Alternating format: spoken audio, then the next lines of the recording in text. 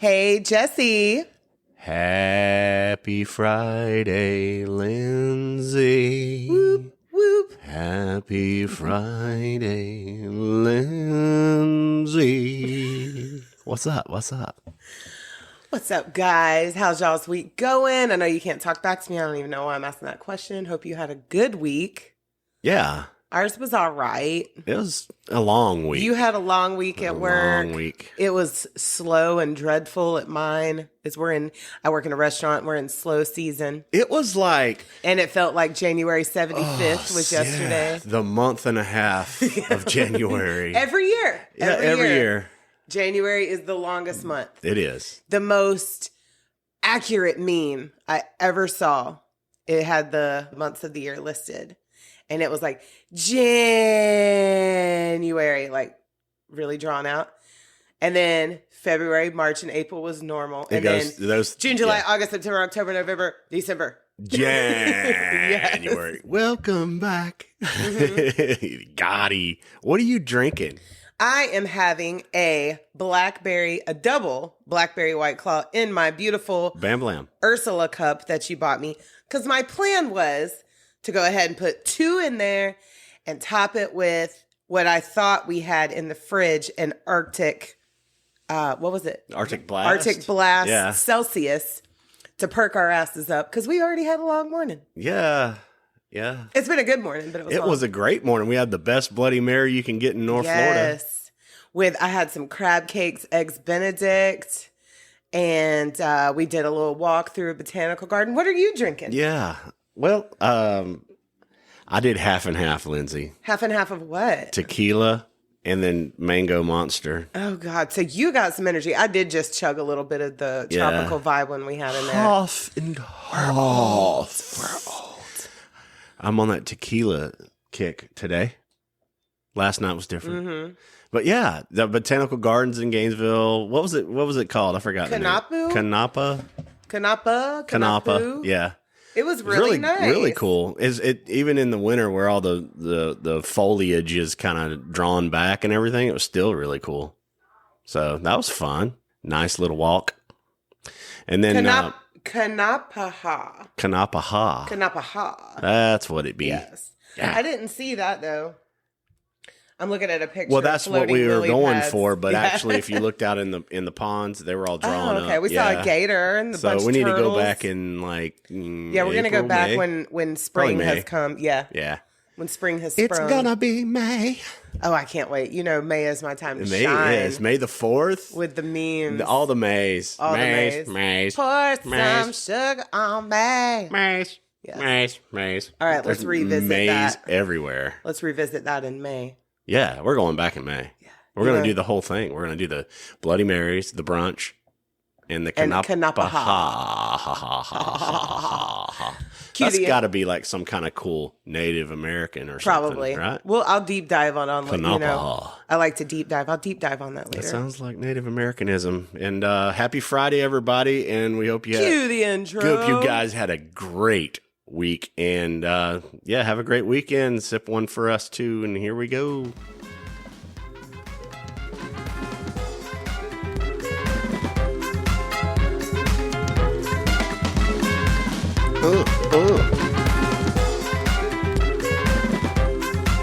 Yeah.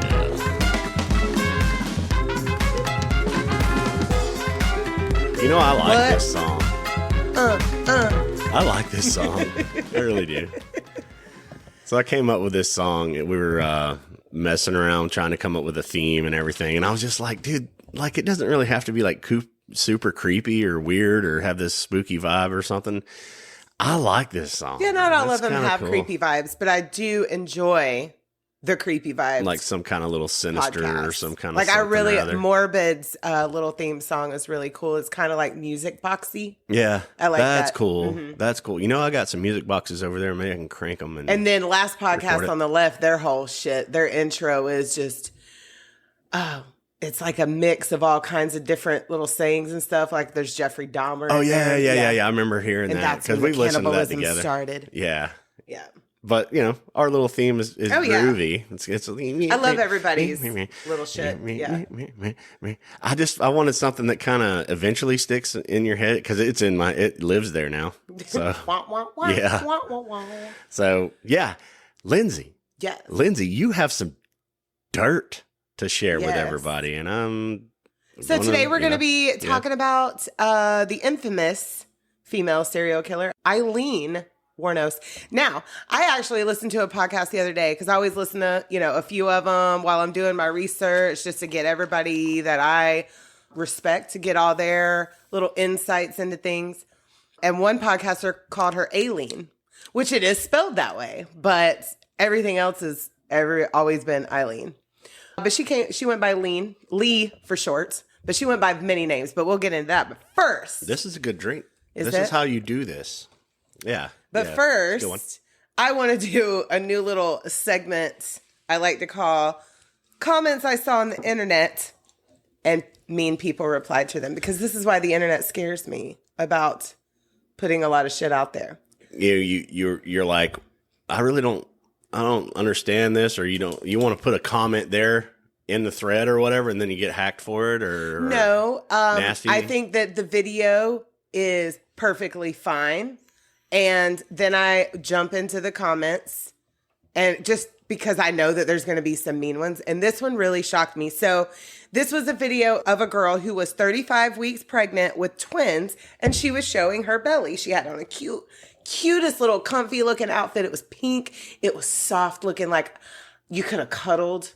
Like she had on like a little tube top pink and little soft little pink pants. She was adorable. So she was feeling it. Yes. She was feeling the momhood. And her belly was huge because she has 2 babies in there, right? Oh, okay. Yeah. I thought it was beautiful. And these were some of the comments that stuck out that I was like, holy shit, the world is horrible. So one lady said, do you realize, and these are all from women, by the way, this is a pregnant woman. Do you realize you are scaring young women to death over being pregnant? Get off the internet and keep your journey to yourself. This was a woman in her 50s.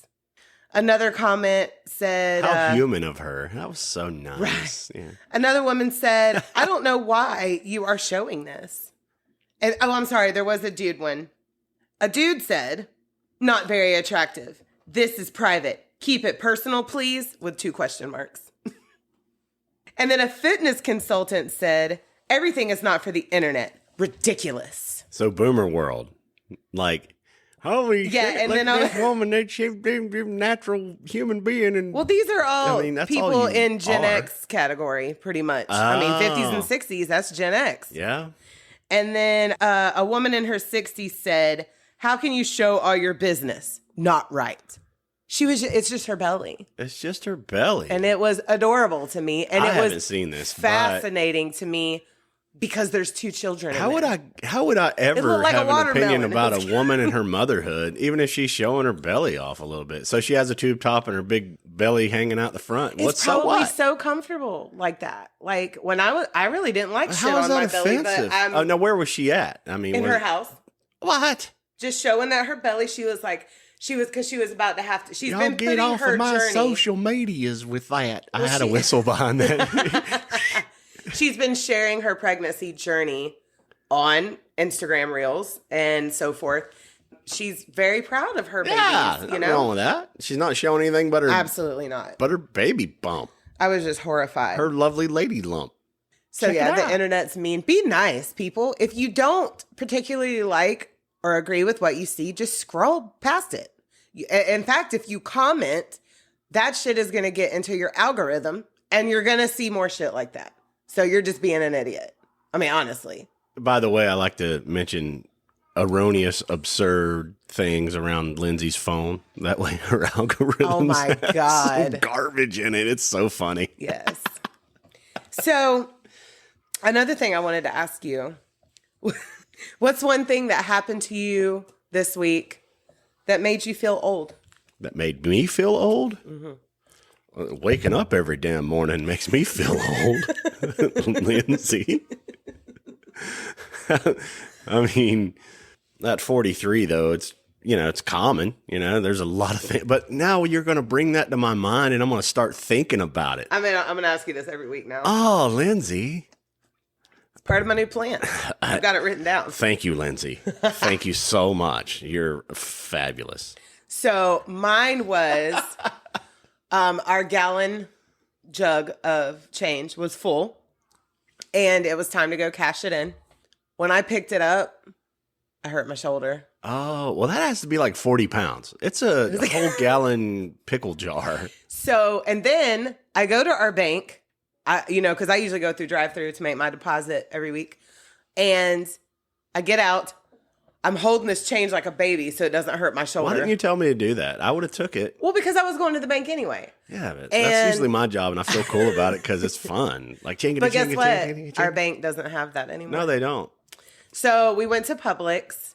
And we had a grand total of $350 in change. Yay! But it charged $38 to count it. I have done that 4 times, maybe more. It used to be 9 in our cents, relationship. now it's 11. Lindsay, I've done that at least 4 times that I know of. And I take it to Vistar where it's free. You don't remember? Fuck. Communication. Okay, well, next year when it's full again. Please don't. Please don't waste that money. Yeah, I have an account at Vistar. Sad. So. Yeah. Okay, so I know. I forgot we've got 2 banks. You knew, but you didn't remember. How does that make you feel? Does that make you feel old? Does that make you feel old, Lindsay? Does it make you feel old, Lindsay? Yeah, so my shoulder, my neck and shoulder really was really fucked the rest of the day. You should have told me I'd have rubbed it down. I know. Well, I put some of that roll-on shit that I got from my work, and it took it right away. Oh, that's After good. I did that, it stopped hurting. I believe we're going to start living on that. We are. All the mentholatum shit, mentholatum and topical creams. Yeah, Bengay. Some topical creams. Okay. Bengay and Aspercream, and this is actually an Amish roll-on pain relieving ointments. And it worked good. It did. Well, that's awesome. That's what I gave your sister when she got hit by a tornado. Fucking hell. A whole tornado. A tree fell on my sister. During our Hurricane Helene. Yes, we were having our own hurricane party out here, and she was at a different one. And after everything passed over and we went on to sleep. No, I get a call at 3 in the morning. In the middle, like I'm looking out and trees are bent over. We're in the middle. And Shelly was lonely. Yeah, she is lonely. In the hospital. Like they put her in a closet. She didn't. But I told the woman, I was like, dude, I can't drive in this. No, it was still very windy. I said, as soon as it's daylight, I'm going to go to the hospital and get her. Because we didn't know what our town looked like. The hospital was full. And half of our town was trashed. And that was the last ambulance run that they did in our county.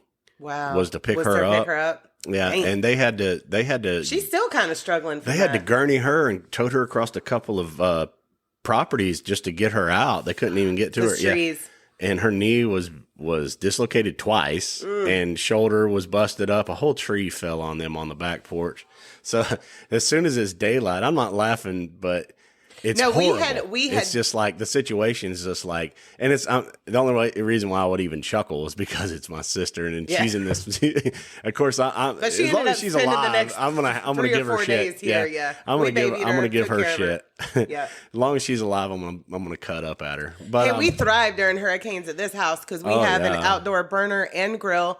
We cooked it up. We had 15 people in this house, and it smelled like ass.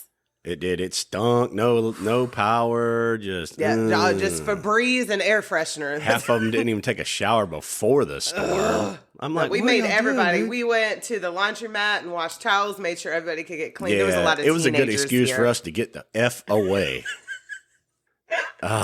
We picked up breakfast at McDonald's. Thank you, McDonald's, for having power. Yeah. Because I didn't want to. Because we were cooking 3 meals a day here, and I was like.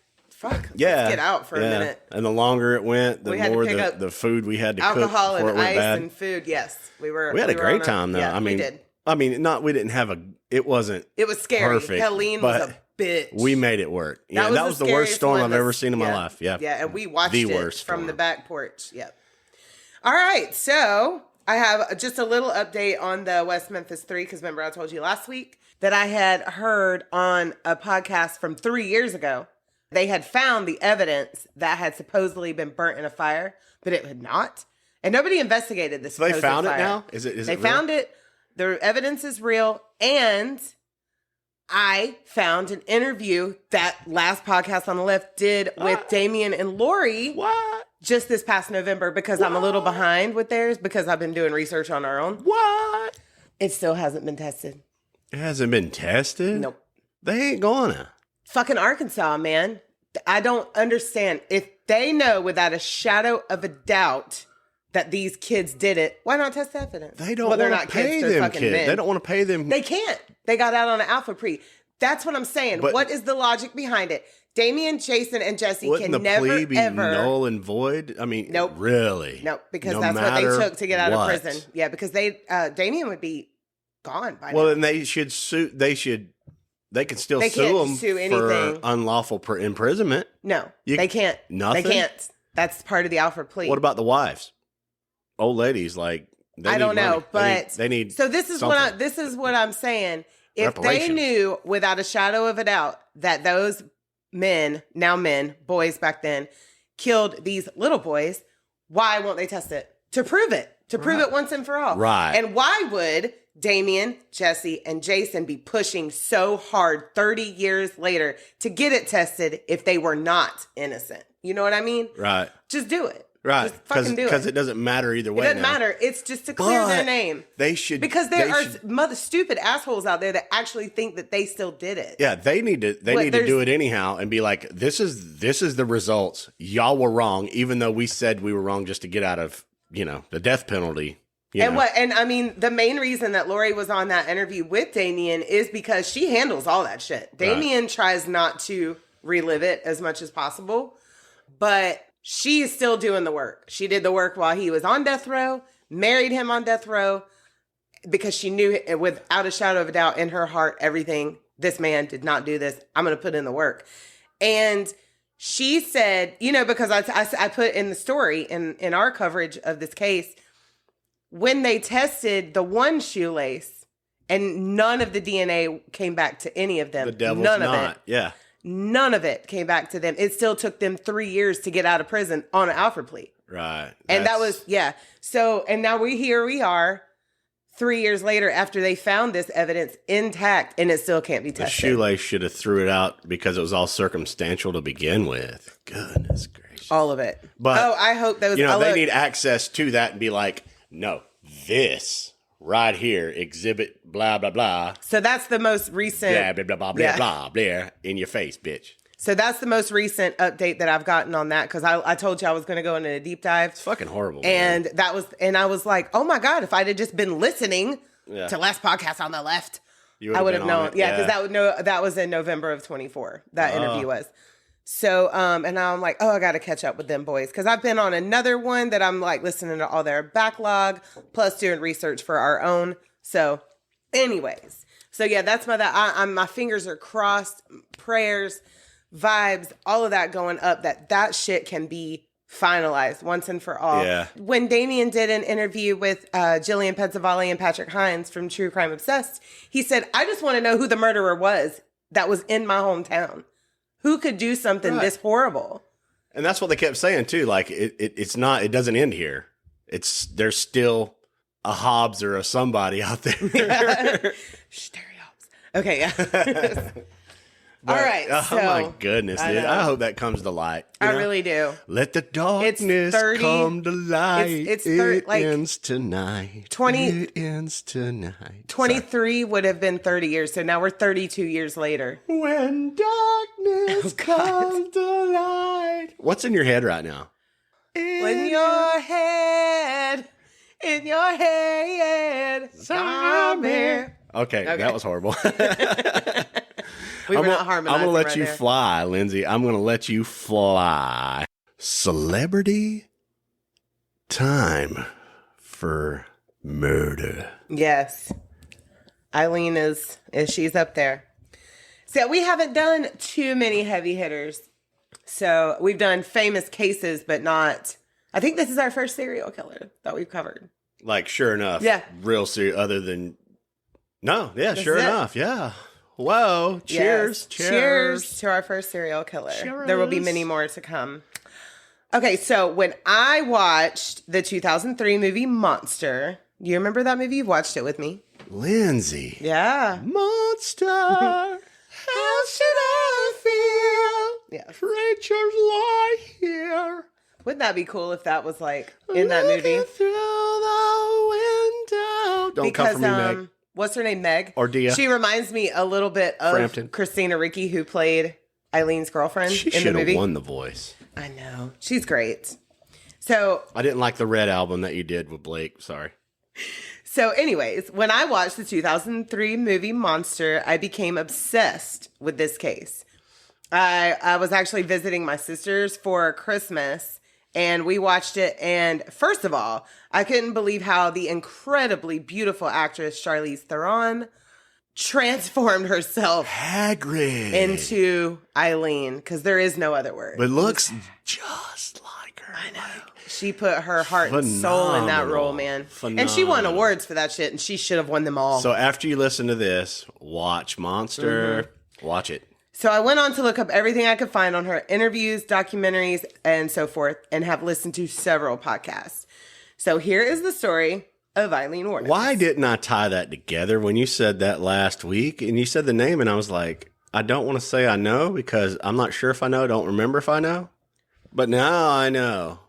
And now we're fixing to know, you know? Well, you're going to get to know Aileen a little bit better because they don't give a lot of her backstory in the movie. Oh, yeah. Okay. So Aileen was born Aileen Carol Pittman on February 29th. She was a leap year baby. This was in 1956, Rochester, Michigan. Her mother, Diane Wuornos, was only 14 years old when she married 18-year-old Leo Pittman. Aileen had an older brother named Keith who was born in 1955, and then Aileen was born the very next year when Diane was only 16. And only 2 years later, Diane and Leo were divorced. Could you imagine? I mean, I was married and divorced at a young age, but married at 14? Yeah. I hadn't given up playing with dolls much You're before that. not ready. No. Wait till you're 30. Yeah, it's pretty good. Even though having a sleepover for our 11-year-old last night and bringing his friend with us today has tested our patience just a little bit. But we got through it. It's whatever. Aileen never met her father, and he was sentenced to life in prison for the kidnapping, and trigger warning, and rape of a 7-year-old girl. Oh. Right off rip. Leo. Setting everything up. Mm-hmm. Parents are setting it up. Oh, Here we go again. All right. Oh, it's going to happen over, and you're going to see a pattern. It's a pattern already. Yeah. That's why I said that. God. Leo was diagnosed with schizophrenia and died by suicide, hanging himself in prison in 1969. Oh. It was the summer of 69. Ugh. Okay, so Diane abandoned her children when Aileen was only 4 years old, leaving them with her parents, Laurie and Britta Wuornos. Laurie is the man.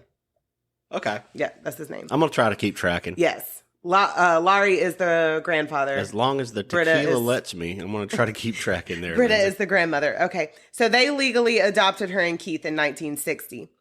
Aileen would say that they were both alcoholics and her grandfather would beat her and sexually assault her as a child and would force her to strip. See, and there I was beating her. There I was thinking that was going to be a good thing.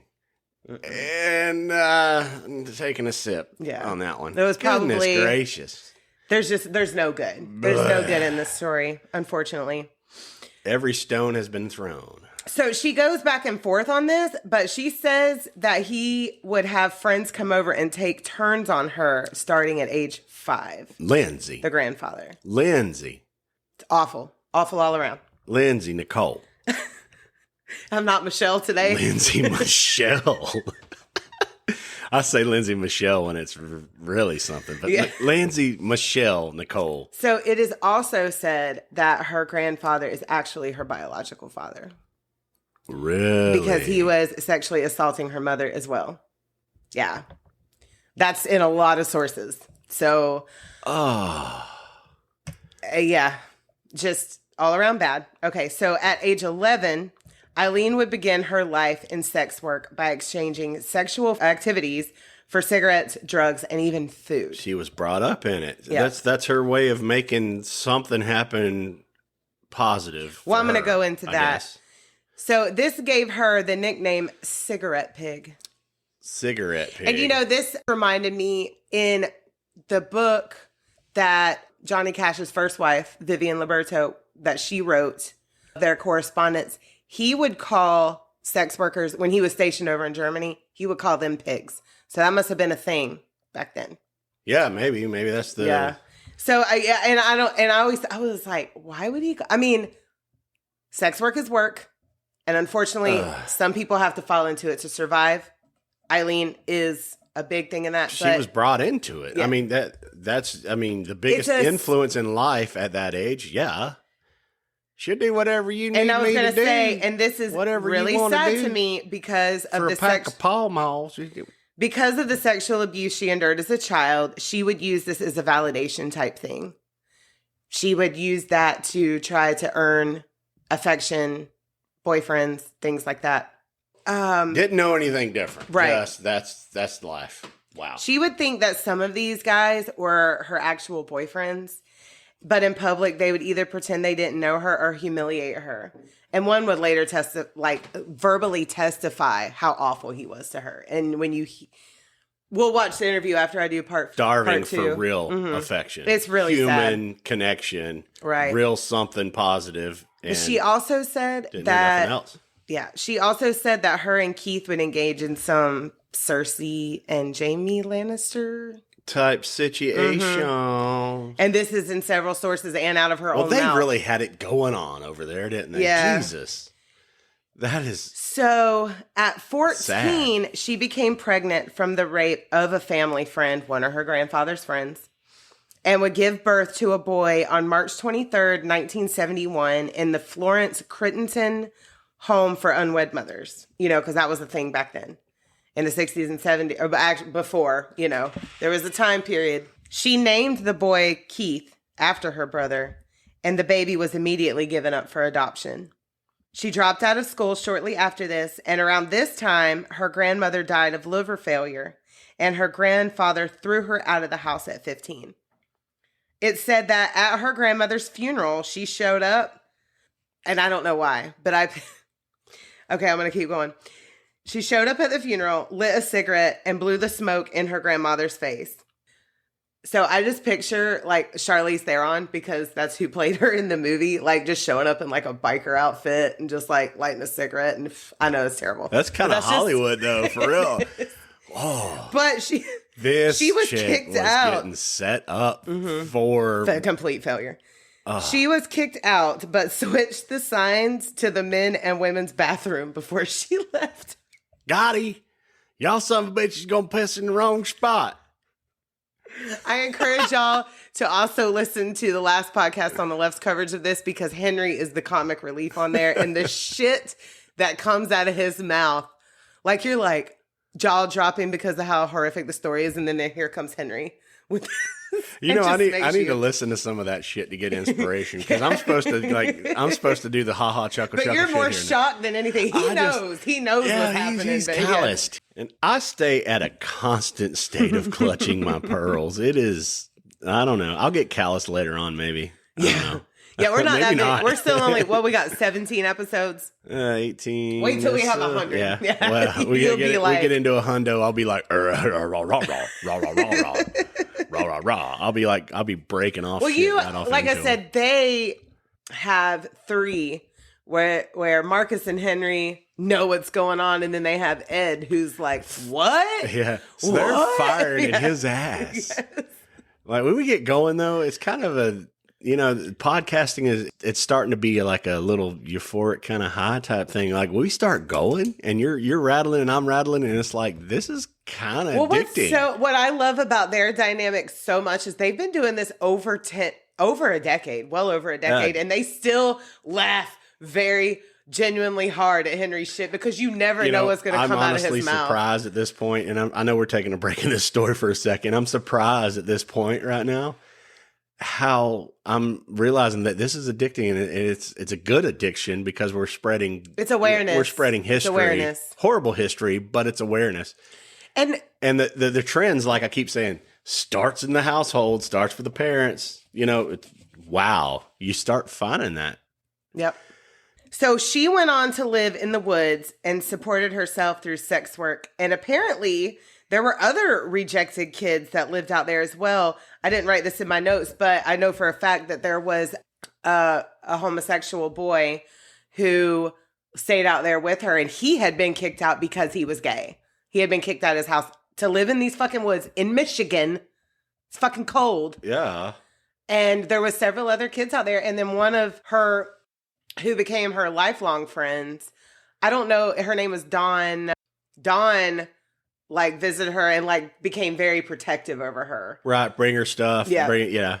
And then see the whole situation. There's probably a little gang of kids out there in the woods. Yeah, just they were, to get by. So some residents Horrible. near the woods would let her sleep in abandoned cars on a cold night.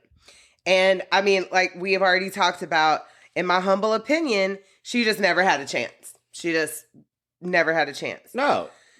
Wasn't taught anything about just good human moral rights. No, not at all. What the people sexual need. assault from your first memory. Yeah. And ingrained in as childhood, and you don't know anything different. So she pretty much became a full-time drifter and sex worker. And on May 27th, 1974, she was 18, and she got a DUI in Jefferson County, Colorado, along with being arrested for firing a pistol from a moving vehicle.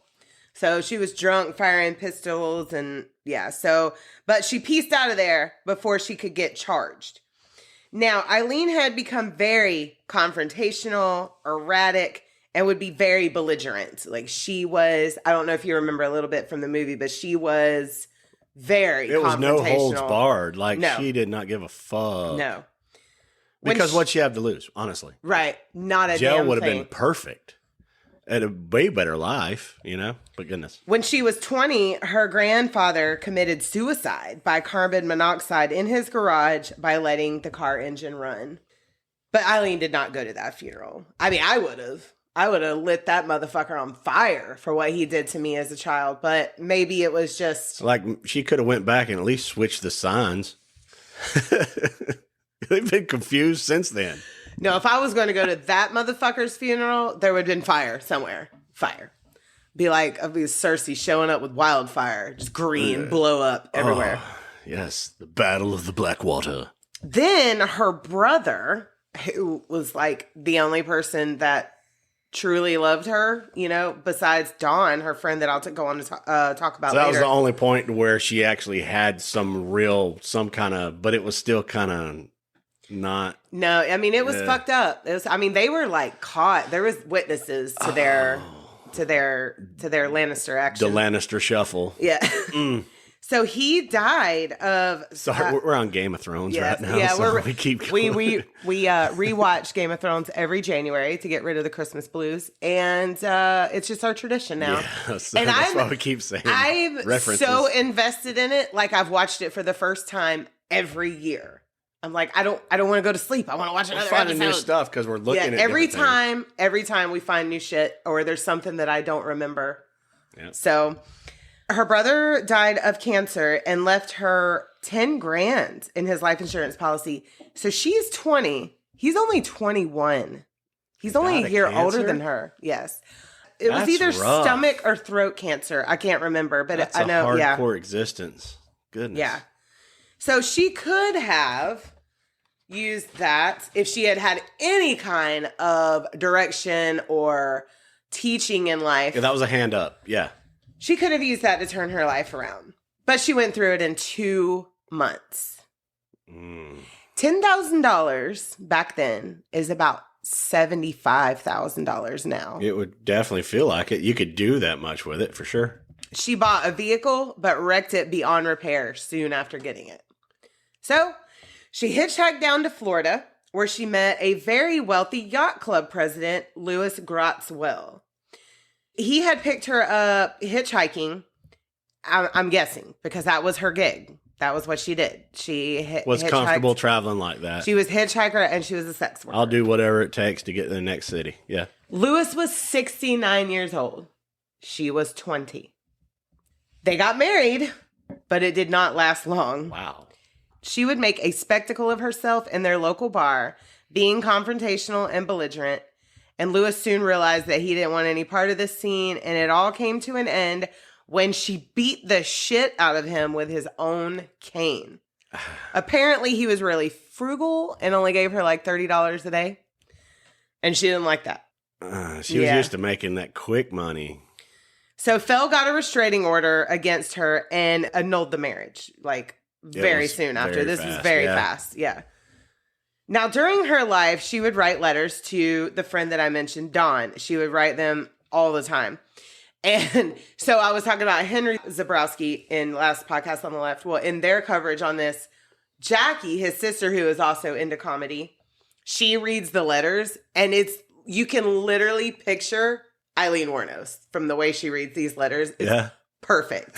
Yes. Rough and tough with her afro puff. So fucking rough. That is really crazy, though. Like, God, just in didn't one have letter, a good start in life at all, and just it was locked in. It's horrible. It was locked in. Now, like a lot of other podcasters will say, and I agree as well, and I've seen there are many other people that go through these same hardships that do not end up doing what Aileen goes on to do. But you can understand how it can fuck you up for life. Yeah. I haven't been through a fraction of what this woman went through, but I went through a lot, more in one and week it fucked than you me could up. ever put together. Right. Yeah. But the little bit that I went through has fucked me up, not to the point of hurting anybody, but just it made life a little hard to deal with at times. Like I said, I sympathize with the child, not the adult in this situation, if that makes any sense. Yeah, as a full-grown adult making common sense so she wrote decisions. She wrote in one letter to Dawn about a night that she hung out with Fog Hat in Juno Beach, Florida. Slow ride. Yeah. Take it. And she said that the lead vocalist was a Paquito. Why she got to talk about the man's junk, man? Why? Why she got to talk about his junk? Because that's what women do. Just going to go ahead and put that out there. They talk about the junk, man. Whatever. I mean, it is what it is. I mean, you guys have your talk. We have our talk. It's just So now things. I'm learning woman talk, lady talk over here. I mean, the secrets. You're not supposed to tell me your secrets. The letter is very funny, but because she was something else. She had a damn fog hat, man. The singer got on my old pecker, man. About probably wrote like that, right? Something like that. Something. Now, in 1978, she did attempt suicide at 22. She's 22 here. She's already lived a fucking lifetime of bullshit. Horror. She attempted suicide at 22 by shooting herself in the stomach. And this was her 6th attempt at suicide. Wow. Yeah. I couldn't find the other ways. Not that I would have talked about them, but I couldn't find, but I just seen that in the research. This was her 6th attempt. But that's the next step. Like you can't find. But these are also and morally a lot of the research is everything that down. comes out of her mouth. So you have to take a lot of what she says out of context with a grain of salt. Yeah, it's just completely blowed out. Like if she was anything like the movie, because and I haven't she goes seen like back the and actual forth, her. Yeah, Charlize Theron engulfed Aileen Wuornos. So we'll just put it that way. Yeah. That was. She was Aileen Wuornos. So the movie portrayed it perfectly. Yeah, her attitude, her demeanor, and the way she was. What I remember seeing on that movie. And her interviews, her real life interviews are fucking wild. It's wide open. Oh, wild. It is wide open. So in 1981, she robbed a convenience store for $35 and 2 packs of smokes. At the time, she was living with a man named David Watts, and he was 52. This shows a lot of father issues here to me. Every Kinda man aiming toward the older or sugar baby type thing, because she's younger. These are all older men. They're easy targets. And he was an auto mechanic. And this only lasted 2 months until she committed that robbery. Apparently, there was a huge fight beforehand, and she committed this robbery wearing a bikini. She's in Daytona at this point. Oh. So this would land her in prison until 83. And this whole robbery was a does he really love me tactic that did not work. Like, let me go see what I can do to get his attention. See if he's going to come bail me out. Going on down there, though. We have spent a lot of time in Daytona, you guys, and it's wild. It's wild. Because we've had 4th of July celebrations there with some of our best friends. Because, I mean, the beaches are great. You can bring your easy up, chairs, spend the whole day on the beach. You're on the beach, yeah. You're on the beach the whole day. Awesome. And then that is also where now Rockville has been held since 2021. And it's massive, and it's right there at the Speedway. So we have spent a lot of time in Daytona. But as far as spending time downtown in Daytona, we do it in groups, and we don't do a whole lot. No. At our age, I'm definitely not fucking around. We do think we walk along the beachways and go to that little club that we went to with the live band that one night with Jimmy and Cindy was so fun. What was it called? I'll have to ask them. Something like that. That bitch was badass. It was so fun. We were exhausted. We should have chugged the Celsius. The band was amazing. Night, And then it was right on the beach. Club, Ocean. Damn, I can't remember. Well, so I'll ask Cindy. Yeah, when you go to Daytona and you see the sign where it says "World's Most Famous Beach," you just go through that, and it's down boardwalk area. There's a bar down under the board. There's like a boardwalk, and it's under it. Yeah, because most of the hotels that we've rented in that area, it's all right around that area, right around the hopping spots. But I personally have gotten now not during our 4th of July time, but during our Rockville time, I've gotten screwed on 2 different hotel rooms. Yeah. One overcharged me, and then another one was dirty when we got there at 1 a.m. Yeah. That was disheartening. What the fuck? So that's why we can't now. That was just the property attendant. Wasn't even supposed to be cleaning. He was just the maintenance guy. Yeah.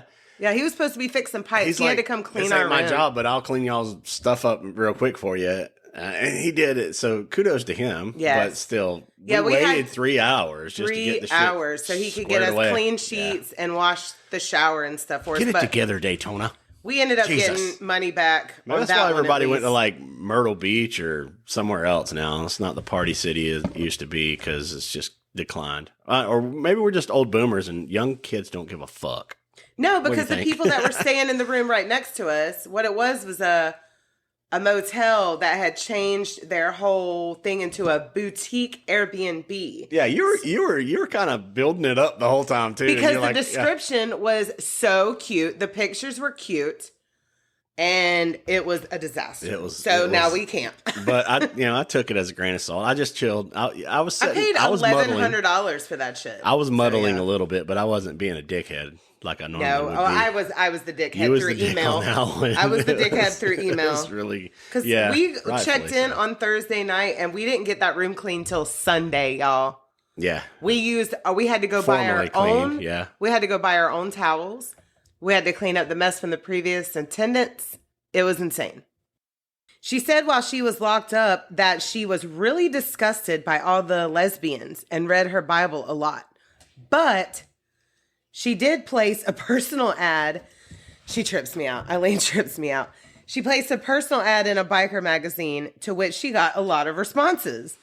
When she got out, she chose one of her responders. Did God tell her to do that? That was out of her mouth. Sorry to poke it right there. Go. Because you'll go on to see that she wasn't really disgusted by the lesbians. Okay. No, she wasn't. So when she got out, she chose one of her responders who was a 47-year-old engineer named Ed. And she hitchhiked up to D.C. to live with him. From Daytona to D.C. Or whatever prison is near Daytona. For the robbery. So she would borrow his car to go see her ex, David, the one that she was with in Florida. She had to get a little bit more. She would go back and forth. Can you, the mileage.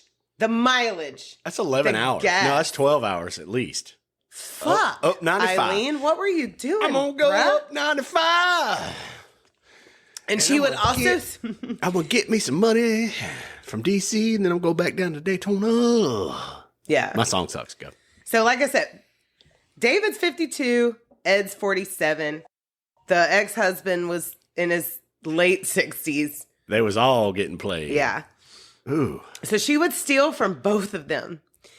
And Ed finally got rid of her after she drank herself into the hospital. Yeah. She had a hospital visit from excessive drinking. Almost killed her. It would take me 5 seconds to know that this here trout trap was just shot the fuck out. Honestly. I mean, she had a way about her, though. I sympathize at all the way up to the age of 16. Because 20 for me. When she got the 20. check, I sympathize to that point, okay? I'll give it 20. that. 20 was when she got the check. Yeah, Yep. okay. I sympathize to 20. After that, I sympathize all the way because that does carry you throughout your life. But if she's wanting to commit suicide and everything, you got to find the correct help. God. Mm-hmm. But this was the 70s, 80s. There's still a stigma about all that. There's still a stigma. Ed would go on to say that Aileen lived in a fantasy world and wanted a Bonnie and Clyde type relationship where they would go through the country killing and robbing. He wanted that? Eileen wanted that. Eileen wanted that. Ed would later on say that. Yes. Such things. So she wrote another letter to Dawn stating that she was dating a John because, that's what she they call him. She would have been a great advocate for something like that, Like just to shoot up the damn world and take it over and then go out in a blaze of bullets. That's what she wanted. I'm going out in a blaze of glory. I was going to say bullets, but yeah. Whatever. Sorry, you guys. So she wrote another letter to Dawn stating that she was dating a John, who, that's what they call their customers, John. That was a police officer. And she said they were watching some porn. And then he asked her if she wanted to see something that would really trip her out. She agrees, and she said that it was a bunch of cops in uniform and their wives all getting it on together. Oh, and nice. There was some bestiality involved with a police dog. A dog? Yes. And I was hoping for some snuffleupagus, man. A little snuffy film or something there. It was snuff. It was. I mean, that's pretty bad. A police dog? Yeah. So after this, she they talking to it in German? Heisten. Oh my God. Telling it not to bark and shit? After this, she declined that officer and hated cops. She would go on to they disgusted her after this. So she heads back down to Florida. She's been in D.C., but she heads back down to Florida, still drifting, still sex working, and now has started carrying a gun full time. She starts to really escalate after this. She was arrested for forged checks in Key West in 84. In 85, she was named as a suspect in stealing a revolver in Pasco County. Where is Pasco County? Is that Tampa? It's by Tampa. Okay. It's one of the greatest bands ever. Is that where Newport is Beach from and all Pasco that County. shit? That's right. Okay. Yeah. So that's that one town that we used to go to for the powwow? Yeah. What was that one called? Oh, God. There was a couple of them down there. Star something Ranch.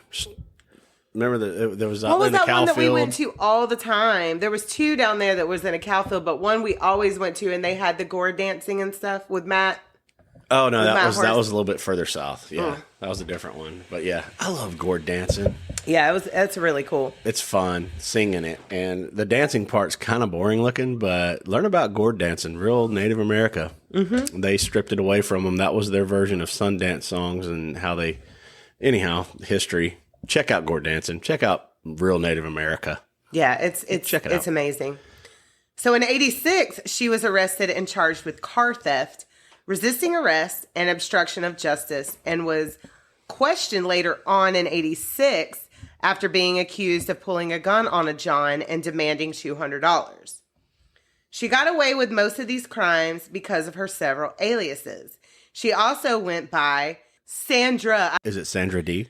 No, Sandra, I don't even know how you would pronounce this. Sandra Kretsch. Look at me. Susan Lynn Blahovec. She had some cool ass names. Lee Blahovec, Cammie Marsh Green, and Lori Christine Grody. And then by her friends, she was all known as Lee. So the Blahovec, was that like her Russian? I have no idea. I'm going to deep dive for a little bit more for part 2, but I could not find any reason why she used these names. Yeah. I want to rob your bank. Show me your money. Or it could be Blahovic. I don't know. Still sounds Russian. like I said, now, do you remember how she said she was so disgusted by lesbians in prison? Well, I guess she got over that because also in 1986, she would meet the love of her life, Tyra Moore, at a gay bar called Zodiac. Love of my life. And Tyra went by Ty. And even before Ty, she had a brief relationship with a woman named Tony. She had said she bought Tony a pressure washer business, and then Tony just took off. Tyra worked as a hotel maid in Daytona Beach. They quickly moved in together, and Lee was the major breadwinner in this relationship because she kept rallying around back to Daytona. Yes. That's where it's at. She would say that even in the 80s, she was making $200 to $400 a day. Yeah, that's that quick money. That's what I was talking about earlier. But and even with two incomes here, they were still lived a very drifter-esque lifestyle, but stayed in Daytona. They were living in different hotels. I think there was one that they mostly stayed at, and I think that was the one that Ty worked at. And they drank and partied all the time. Ty would have a lot of friends over, and that would cause Aileen to be jealous at times. And most of the friends said that she was outwardly friendly, but would quickly change into someone that scared the shit out of them. Like one friend said that during a Thanksgiving meal consisting of TV dinners, Aileen, instead of eating, just stared at her. Really? Just stared. Yeah. Keep looking at me. That was kind of cool. That was kind of cool. No. Oh yeah. I mean, no, but yeah. Oh, okay, I'm gonna transform into Aileen. Here we go. Ready? No, but yeah, no. Oh hell no. No. So by 1989, the hard road of being a drifter, drugs, cigarettes, and lack of self-care had caused her looks to decline. Yes. And she was really hard to be around. It's hard to be around. Hard to be around me. Yeah. When I get this way. We love you, Villanova. Yes. Thank you for that listen to last week's episode. To share your Not stuff. last week's, 2 weeks ago. Couple weeks ago. Yeah, Villanova. Whew.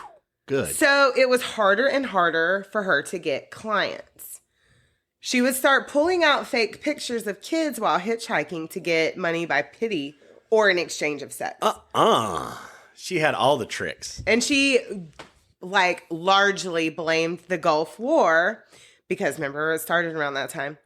Because a lot of her regulars were military men and they all got deployed. Bye-bye money. So to keep supporting Ty, who she did start calling her wife, and the lifestyle that they had become accustomed to, she started to take a few, 7 to be exact, drastic measures to make money. And that's where we'll stop for this week and continue for part 2. So Ty was just like, it was a thing, but all the Johns were on the sci. But Ty was very aware. And she wasn't so shy. No. Hush. Tie to tie. Goodness. Lindsay. So there is the introduction to Aileen and everything she went through. I hope you followed everybody because I was up in this one. I still like I said, this case has fascinated me since 2003. The character behind it in my head, she says, I just gotta get this is my kids and But she wasn't mumbly at all. She was loud and erratic and very enunciated. Okay. Yeah, she is in your face. Eileen is a very in your face, blunt, loudest. How fucking dare you, motherfucker type. Yeah. Okay, you're painting good. She could flip the switch real quick from sweet and innocent to how fucking dare you not hire me, motherfucker. Yeah, it's like, how the fuck are you gonna decline a woman in need with these children? How fucking dare you, you piece of shit. Get it fired up there. She didn't know how else to get it. So she didn't have any skills. She did not have people skills. That's for damn sure. And she was really hard to be around. So, goodness gracious, Lindsay. Well, so that's the whole story. Yes. Well, not the whole first portion. That's the introduction into Aileen, the build up, and we will continue on part 2 next week, which will be very grim. I'm so sorry. You're fitting to get into dirt next week. Mm-hmm. Dirty dirt. Yeah. I'll try to paint a better picture. We're gonna watch Monster later. Yeah, we can. We should. That way, I'll be all prepped up and ready. I'll be primed up. Yeah, because I want you to watch the actual interviews with her after part 2 Isn't is that the done. little girl from Casper? Yep. Ah, that's But in there. Ty was not Ty. the little innocent, shy woman that She portrayed in the movie? Christina Not Ricci right? portrays. No. Oh. That's Hollywood. That's the Hollywood part of it. Yeah. Looking forward to next week. So fun. What band are you plugging this week? Lindsay, I want to talk about this really cool band. There's over 30 cities they're fixing a tour around. Really? Yeah, it's a huge tour. These guys are going to blow up. They're amazing. I can't wait to hear them on Octane and everything. Okay. I just looked at So we're getting them in some of their stuff on Spotify. They got like over 1 million views on one of their songs, 1 million plays. Shit. Yeah. Okay. It's not the song that I'm going to play, but they're getting Let popular. me get my phone ready for the follow. They're getting popular. Really cool band. And I'm friends with some of the former members of a band that he was in a little while ago called Moto Grater. Okay. If you guys haven't heard of Moto Grater, check them out. If you like Five Finger Death Punch, that was one of the former singers of Moto Grater. That Ivan Moody was in Moto Grater. Okay. I remember you were salty about that. I was salty about Ivan leaving Moto Grater. And I'm friends with a few of the members, Because we don't like Ivan, but he's got a good voice. The ones that I've talked most, the members that I've talked most with was Jesse Stamper.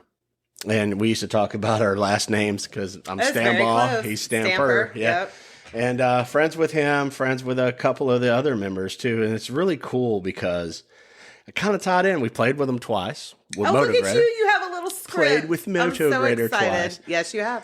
And it was a phenomenal time. And they put on a great show. We saw one time was the Archetype, and then what was the other time? That was both times. Archetype. Was it okay. Both times the Archetype, which is no longer in Jacksonville. Yeah, that sucked. That was a cool venue. Hung out with the boys a little bit the that first little back time. porch area. And then on the back we were porch, smokers back the then, second yeah. time, remember the lights were going in and out? That was the second time we're on the back porch and the power went out like twice. And I'm hanging out I'm just sitting around the table. I'm like hanging out with Moto Grater. And so that was the time that we got to hang out with pretty much the whole crew. It was really cool. The guys were really nice. You could tell that they are just pushing to try to further their career with their music. And Moto Grater was based on a musical instrument that they had created called a Moto Grater. So the Is thing, that who we're plugging this week? Is Moto Grater? well, no, Okay. I'm going to go over them real quick. Gotcha. Because The backstory. he sang with them. Okay. They're just amazing. Just amazing band. But he left them and decided to do his own thing. Okay. So this is Jesse. No. Okay. No. We had some really cool times just hanging out, though. And, we did a couple shows with Moto Grater. I haven't played with Cultist Black yet. And that's Cultist the name Black? of his band. Okay. So you need to follow Cultist Black. And they're kicking ass. They're really going to blow up. Oh, I found deserve them it. right away. Yeah, they're just amazing. Really amazing. Okay. I Yeah. just followed them. I'm so Let me excited follow to them share on the gram as well so I can, because I couldn't make a TikTok of our Tyler Hadley episode because Lori and the Darlings aren't on TikTok. Their music isn't on TikTok. But you got to that's share poo-poo the head. Spotify. But yes, I got to share. They But you gave had to us help some me. really good feedback. They shared us, and that's the kind Thank of you, stuff Lori. that we need. She was all about us, and she is a fan of us, and I love it. Thank That's you, Lori. awesome. Thank you so much. And we need that. That's what we're looking for. That's all we're looking for, really. So, yeah, I remember Moto Grater with Angel, and I remember with James. And James Legend now has a band called Cultist Black, and they're kicking ass. I can't wait to see what they're going to be doing because they have a big-ass tour coming up. And I'm going to share a picture of the schedule and everything. They're coming to Jacksonville. We need to go to Underbelly and check them out.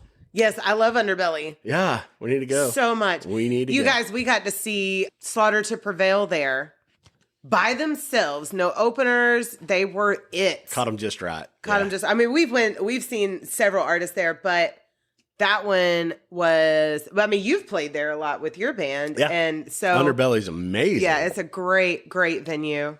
Love you it. and Silas went to a Seven Dust pop-up show there.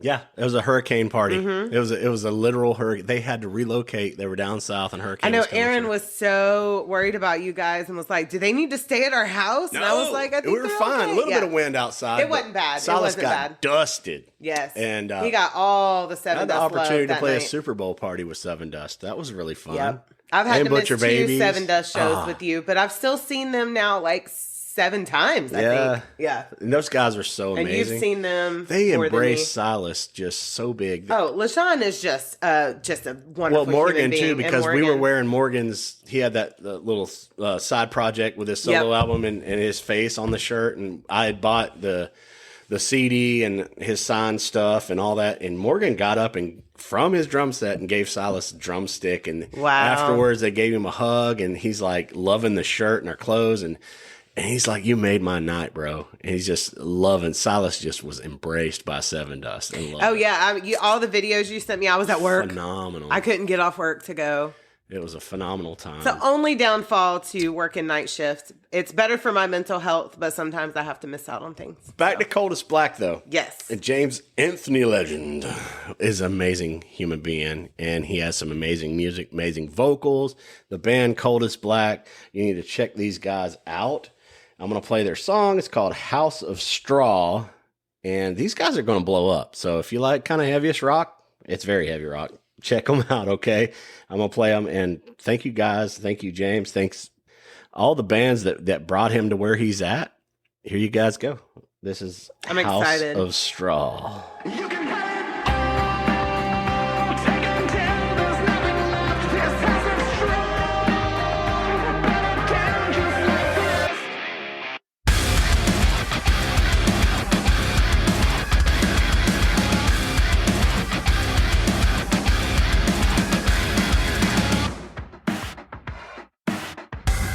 Too dead to dream or dead to care.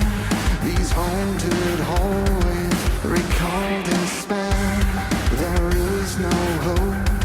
We can't repair this broken heart and hollow home. Why can't you see? You're killing me. Why can't you see? You can have it all. Take it until there's nothing left. This house is strong. Burn it down just like the rest. Just let it fall.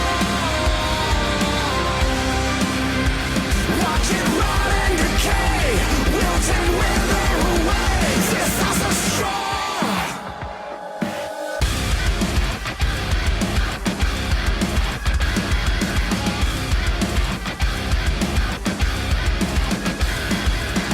You crucify what you cannot deny. I was born into this, but I'm not like you at all. The cracks are starting to grow, the well is starting to show. I think it's time you should know. I'm not afraid to let go. Why can't you see? You're killing me. Why can't you see? You can have it all.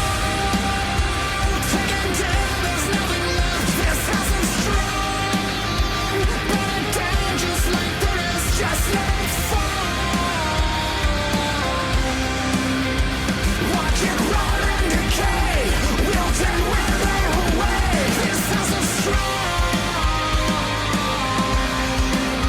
This house is strong.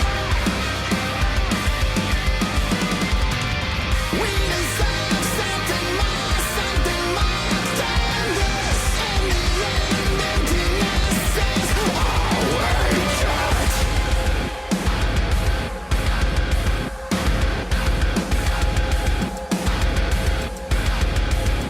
You can have it all. Take it until there's nothing left. This house is strong. Burn it down just like the rest. Just let it fall. Watch it rot and decay. Wilt and wither away. You can have it all. Take it until there's nothing left. This house is strong. Burn it down just like the rest. Just let it fall. Watch it rot and decay. Wilt and wither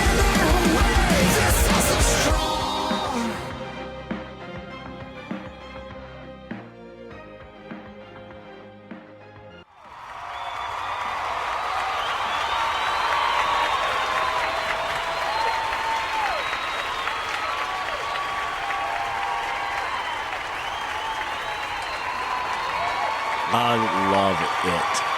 Did you mean to do that with the applause? I love it. That was such a good song. Phenomenal. He is shining. Yes. Shining. I know you're going to have to help me find all their shit on Instagram because I can't You're find gonna none of follow it. every damn thing that they've ever done. And follow Cultist Black. They are shining. He finally got a chance to put his lyrics down and fuck. James, dude, you're rocking it, dude. Your band is the perfect formula.